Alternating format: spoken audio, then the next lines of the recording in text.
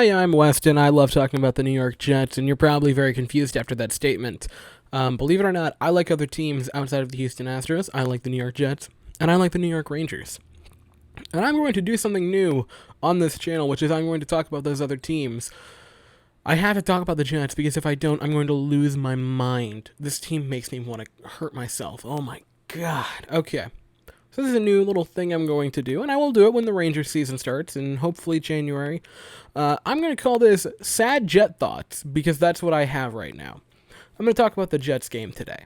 Jets versus the Dolphins in MetLife Stadium. Jets have a home game, and I say that because we have no fans in the stadium. Is it really a home game? I mean, come on. So, the three main things that I took away from this game: Sam had a very good first half, and a very bad second half. Quinnen Williams has continued to break out this season in a quiet way. He's not been flashy, he's not getting a lot of sacks, but he's quietly breaking out, stuff in the run, being a good presence, and getting pressure on the quarterback. And Devontae Parker, for the Dolphins, continues to have a good 2 seasons since Adam Gase has left. I wonder if there's a coincidence there, that everyone, once they are freed of Adam Gase, whether it be Ryan Tannehill, Jarvis Landry, Devontae Parker, or even Kenyon Drake, has a nice, fruitful career after they leave this freaking coach.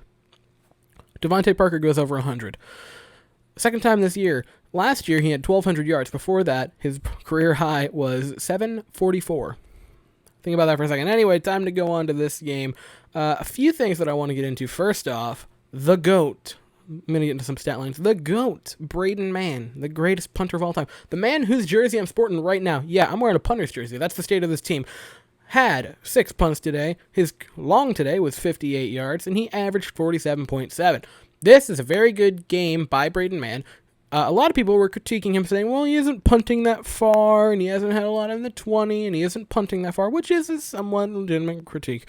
But today, he went out there, and he was booting that thing up and down the field, my guys. He was fantastic today. Leader in Pro Bowl votes for the punter position, Braden Mann, ladies and gentlemen. I really hope he makes it into that, because it will give me something to be somewhat happy about.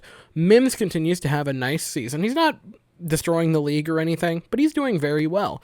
Today he had 4 receptions for 67 yards, 16.8 yards per catch. For some reason, we did not feed him the ball. We gave him 4 receptions. And now for probably the most egregious stat line of the day. You have Frank Gore with 18 rushes, 18 rushing attempts, and 3 receptions. Are you kidding me? 21 touches to Frank Gore at 37 years old? Is this real life? Adam Gase, before the game and earlier this week, said he does not want to feed Gore the ball. He doesn't want him to get 30 touches. Well, good job, Adam. You limited it to 21. Good Lord. Why? Why are you giving Frank Gore the ball? He's 37. I like Frank Gore. He was a very good running back for a very long time, and he's still doing pretty okay this year. He had a few nice rushes today. But he's 37. He might not be on the team next year. Let me phrase this. He's not going to be on the team next year. He might not be in the league next year. He might retire. He's 37, people. 37. He's closer to 40 than 30. I like Frank Gore. He's a first ballot Hall of Famer. Probably a top 10 running back, debatably all time. He's 37. Stop giving him the ball when you could give it to Mims, for instance, or Barrios even, who could be a future receiver in a part of the team, or either of the Smiths, whether it be Vincent or Jeff, or, I don't know, anyone who isn't a 37-year-old running back. Like, good Lord, why? Just why? I gotta ask, why?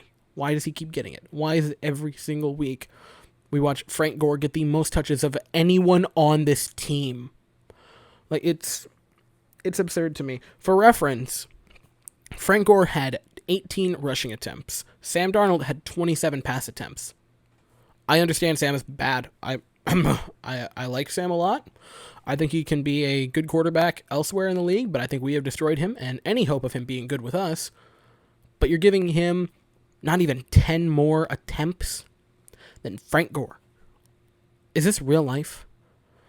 It's things like this that make me genuinely question. Is Adam Gase Does he just genuinely not understand this league? And I don't want to sound mean, because I don't want to just take shots at people. I try to be nice to people. But does Adam Gase just not get it? Does he not understand that you should be having a young quarterback like Sam Darnold? Again, he is doing very bad this season. Very bad. But you're going to give him only a few more, just not even a third more times to throw the ball than Frank Gore. It's mind-blowing. Speaking of Sam, let's get to him today. 16 of 27, good Lord. 197 yards, good Lord. No touchdowns, 2 interceptions, 3 sacks for a net loss of 24 yards. I like Sam Darnold. I believed in him. I thought he was the future of this team. I'm sad to say, I don't think he is anymore. I think that our sweet summer child has flown too close to the sun, and it's time to move on. Specifically, if we continue to lose out, only 5 more, go get Trevor Lawrence. Or even if you win a game somehow, go get Justin Fields. I like Sam Darnold. Again, I can't emphasize that enough. But if you sit first overall, or even second overall, because I'm going to take a moment. I'm a massive Trevor Lawrence fanboy. I'm going to be honest with you. I think he is debatably the best prospect since probably Manning, if not Elway. But Justin Fields, any other draft class, he is the first pick. Any other draft class. Last year, he's ahead of Burrow. Year before that, he's probably ahead of Murray. Year before that, he's definitely ahead of Baker and Sam. Year before that, the first quarterback taken, I believe, was Trubisky. So I'd say probably ahead of Trubisky. And I can't remember back to 15. But I believe that was the Mariota and Winston draft class. It might not be. Don't quote me. But I still feel like he'd probably be ahead of them. Justin Fields is a great prospect. And any other year, he's the first quarterback off the board. So if you sit at second overall, you're kind of sitting first overall in any other draft because you get Justin Fields, who again is a very, very good quarterback prospect. So if you sit there or second, first or second, you take a quarterback. I like Sam. I think he's going to do very well elsewhere. I think he's going to be a top 10 quarterback elsewhere. I think he's going to be slightly above what like Matt Stafford is.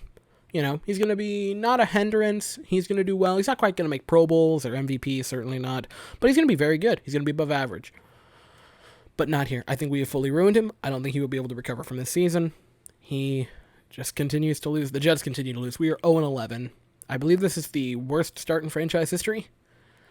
And to be honest, looking at the schedule, Patriots got the win today, which means I believe that drags them to 500 or thereabout, maybe 5-6. If they get some wins, they could maybe compete for a wild card, which means we're going to play a team competing for a playoff spot, a team competing for playoff seeding, a team competing for playoff seeding, a team competing for a playoff team or spot, and potentially with the Patriots in week 17, maybe competing for a playoff spot.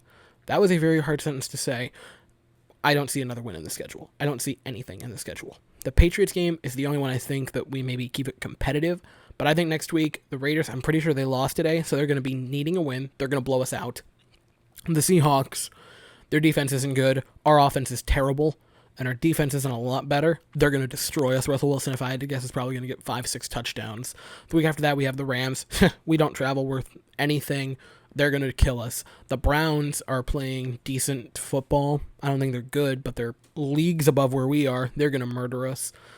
And the Patriots, depending on what they're doing, here's the thing. The only way I can see the Patriots throwing the game, because this is a big topic in the Jets community, and even I've thought it, the only way I can see the Patriots throwing that game is if they are out of playoff contention and they can't finish at 500. Because if Belichick is, say, at that point, 7-8, I think he wants to finish at 500. If he's 8-7, he definitely does. Again, I don't think he wants to have a losing season. I think he would if it could take us out of the first overall pick.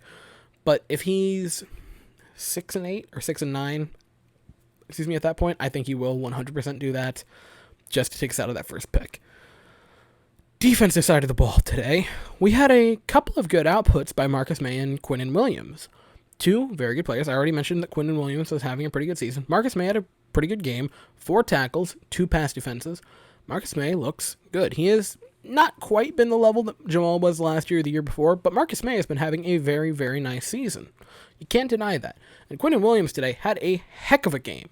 Heck of a game by Quinn Williams. 7 total tackles, 1.5 sacks, a tackle for loss, 2 pass defenses, and 3 QB hits. Great game by Quinn Williams. He was causing all sorts of mayhem today. I couldn't be happier with the performance today by Quinn Williams. Great game by him. Now, a couple of stats that I think are hilarious to me today. This is the 7th time this year that the turnover differential has either been even or in our favor this season. Okay? This is the 7th time that we either have met the turnover differential or had the upper hand in it. We are 0-7. Can't make this up. We also had 6 penalties today, which that's fantastic. But 7 times you either are even in turnovers or have the upper hand and you lose all of them. Are you kidding me? This is even when we win the turnover differential. We can't win games. We almost did today, and then Sam threw another poopy garbage interception. Both of his picks today were just horrendous. The first one, across your body. Why? Why do you make that throw? Sam, I like you a lot. I think you're going to do well elsewhere. I'll say that again. This is your 3rd year. You cannot make that throw. It hurt to watch, and the other pick also kind of hurt to watch. It wasn't as egregious, but it wasn't good. I believe that is his 8th or 7th and 8th pick on the season to 3 touchdowns, which is depressing. And we have not held a team to under 300 yards since, drumroll please, week 16 of last year. Are you kidding me? You know what was going on last year in week 16? Not a lot because we were out of the playoff hunt, but, we weren't depressed with 2020 yet. It's been almost a full calendar year since we've held a team to under 300 total yards of offense. Oh, man, this team is bad. We're 0-11. I see no wins on the schedule. I think we are well on our way to a lovely 0-16 campaign, and we can be the last team ever to go 0-16, which would be very fascinating. So yeah, that's all I have to think about. That's all I have to say. Hopefully you enjoyed this. Hopefully you enjoy, not a new direction, because of course I'm still going to do Astro things, and of course when that season comes back I'm going to talk all about it. But I would like to talk about the Jets and the Rangers when the NHL season starts. So thank you so much for watching this bit of a different video. I hope you enjoyed it. Thank you so very much for watching. I hope you have an absolutely fantastic day, and go Jets.